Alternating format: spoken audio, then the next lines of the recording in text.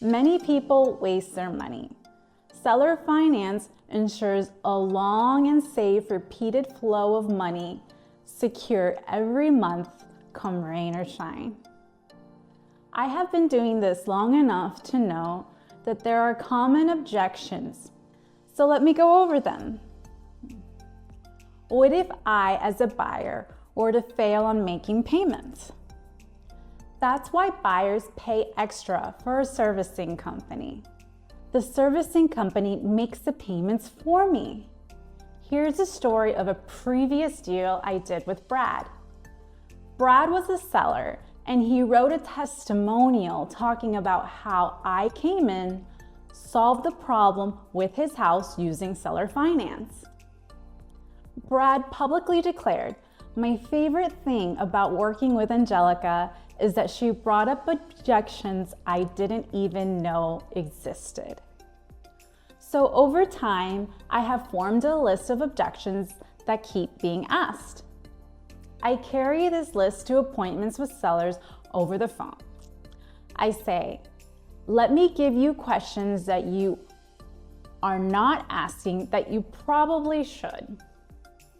This builds massive rapport and trust among everyone. See, especially in seller finance or payment takeovers, I'm very upfront and clear about disclosures, since I know as soon as the seller hangs up the phone, someone in their personal life is going to question the idea. The belief in our success builds this way through upfront, clear, and honest disclosure. Sometimes sellers have concerns they forget to mention over the phone. And my objection list is a smart way of addressing those concerns ahead of time. So Brad sold me his New York house by transferring the deed and starts renting in Miami, Florida to sample the good life. One day, he sees an ad on the internet and goes into the sales office of a condo he likes. Brad drives to the bank and speaks to the mortgage officer, who says that his W-2s are good, his credit is good, he has a cash down payment. The only thing that's problematic is the old loan he sold me. You see, the open loan makes Brad's debt ratio too high to qualify for the condo. The loan officer asks that Brad has to pay off the old mortgage in order to qualify and win the new condo.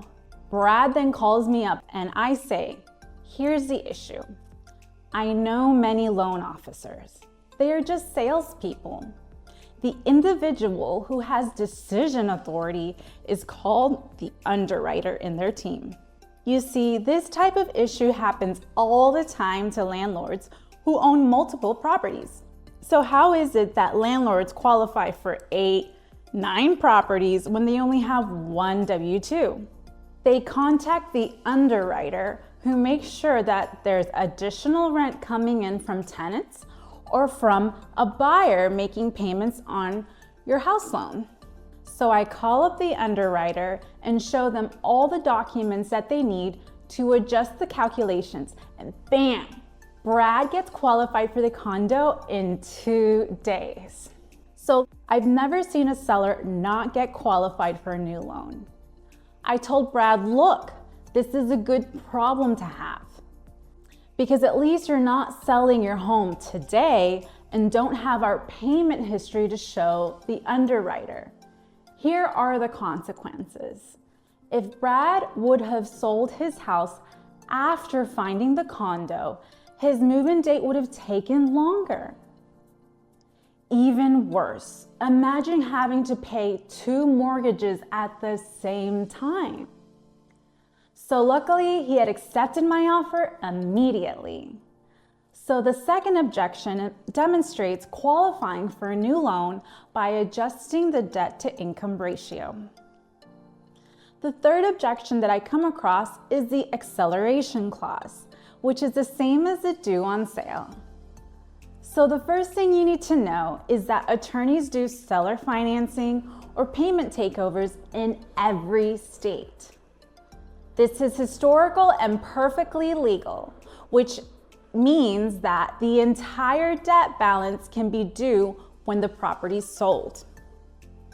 Since the seller transfers the deed without the debt, it's cause for concern.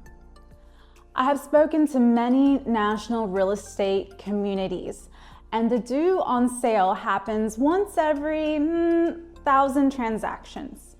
So let me tell you what happens in a due on sale and how to crush it. So if this happens, a letter is mailed to the seller and we have to call the lender. We explain how the payments are secured through a servicing company. Banks don't want to foreclose because it costs them time, money, labor, plus it looks bad on their balance sheets. So once the lender sees what's going on, they verify the loan servicing company, research them, and make sure everything is secure and safe. Worst case scenario is that the original buyer and seller would have to repurchase on a lease option. If, however, someone is still unsure of the due on sale clause, the solution is an executory contract. The deed and mortgage stays in the seller's name, and the written sale is executed years in the future. The deed is put into escrow and doesn't get recorded until the payoff happens years later. This is really rare and a more complicated method that is hardly used because it's so drawn out.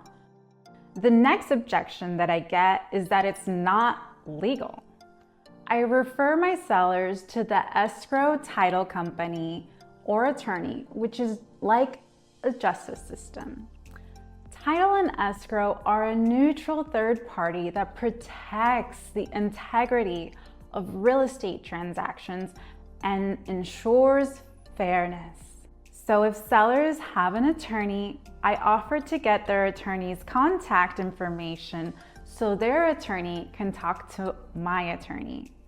Sellers realize that seller financing is not illegal, and thousands of transactions happen here each month in America. So people have a fear of the unknown and just need knowledge. The easy way I deal with this is to ask them to provide what law makes it illegal. It's okay not to know and to learn.